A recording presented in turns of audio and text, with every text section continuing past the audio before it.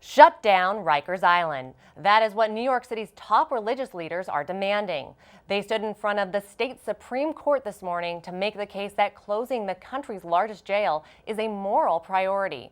Brooklyn's Bishop Nicholas DiMarzio said that it's his job to bring an end to the prison. You know, it's very clear that the conditions there are poor. We need to do something, and unless we do it, it's going to stay the way it is. My job is to call out what we see to be wrong and immoral or subhuman conditions. All these different faiths see there's moral content almost in every public policy. A lot of people say, well, that's politics. It's not politics. Public policy is what people do and think, and our moral perspective is part of it. So there's clearly moral content here that we have to speak to. The Rikers Island jail complex is notorious for violence and inhumane conditions. Thousands are held behind bars awaiting trial, often because they can't afford bail. New York's Cardinal Timothy Dolan said there's one big reason why the ministers of all faiths are passionate about shutting down Rikers and reforming the criminal justice system. You know why? Because simply put, we have to. We gotta.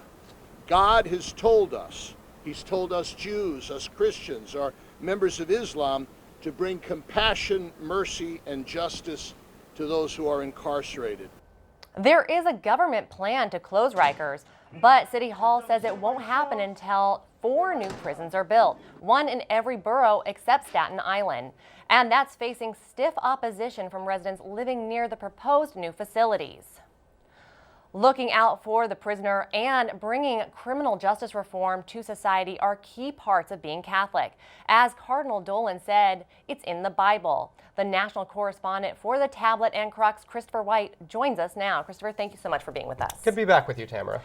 Christopher, so why are Bishop DiMarzio and Cardinal Dolan banding together with other faith leaders in order to call for the closure of Rikers?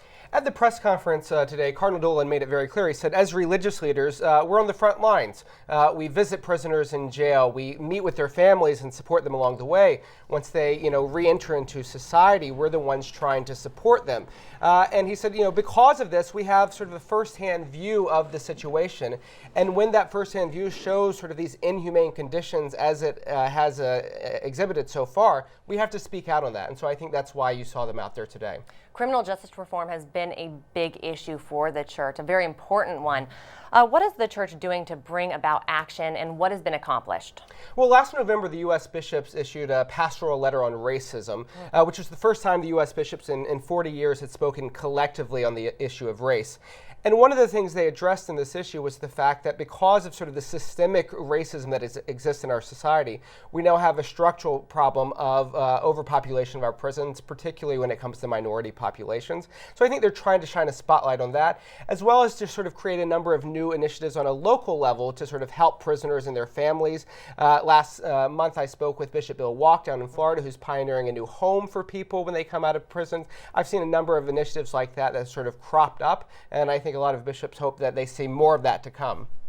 Now, Pope Francis has famously dedicated Holy Thursday as a time when he visits prisons and he washes the feet of inmates. Today's call for the end of Rikers comes on the heels of the Holy Father weighing in on a similar topic. What did he have to say? Well, yeah, the Pope met with ministers of the Italian Ministry of Justice and their families and guards from prisons, and he talked about the right to have hope. And he said, we can't lose this right to have hope. We have to foster this. He was meeting, with ministers of justice, saying, we, in our jobs as guards, we have to find ways in which we can still instill hope in these people. But then he turned and addressed the prisoners directly, and he said, you can't lose hope. And the Pope then went on to say, we've got to bring out an end to sort of this idea of parole for life. He said that eliminates hope. This is certainly an issue that's near and dear to the Pope's heart, and I think that's why we see him return to prison so often. Such an important issue. I look forward to all of your coverage. Thanks, Tamara. Christopher White, national correspondent for the Tablet and Crux. Thanks for being with us. Thank you.